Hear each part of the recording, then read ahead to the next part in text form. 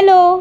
आज अक्षय तृतीया आहे आणि अक्षय तृतीयाच्या मुहूर्तावर मी माझ्या बिझनेसचं श्री गणेशा केला.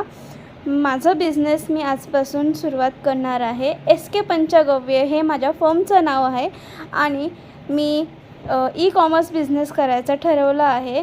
सध्या जॉब तर करतेच आहे, पण त्यासोबत मी साईड बाय साईड बिझनेसही करायचं मनावर घेतलं आहे.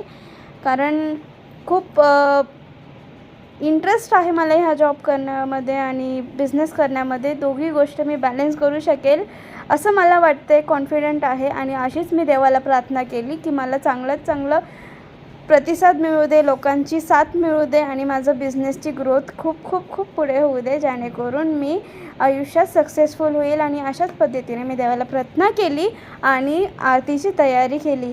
सो दिवा लावून घेतला आणि आरतीला सुरुवात केली सर्वांसोबत, माझे मम्मी, भाऊ, बहीण, आम्ही सर्वांनी. सो आरती मी करून घेतली आणि सगळ्यांना मी असा प्रसाद दिला, आरती केली, देवबाप्पाला प्रार्थना केली कलशपूजन करून. आणि सर्वांचे खूप खूप आभार ज्यांनी मला माझ्या ह्या स्टार्टअप करण्यासाठी मला साथ दिली, सहकार्य केलं, मला हिंमत दिली काहीतरी नवीन गोष्टी करण्यासाठी. आणि जे काही होतं ते चांगल्या गोष्टीसाठी होतं असं म्हणून मी ही पुढची वाटचाल करणार आहे. आणि देवाला आणि सर्वांना असं मी पेढा दिला, नैवेद्य दाखवलं आणि सर्वांना घराच्यांना पण प्रसाद दिला.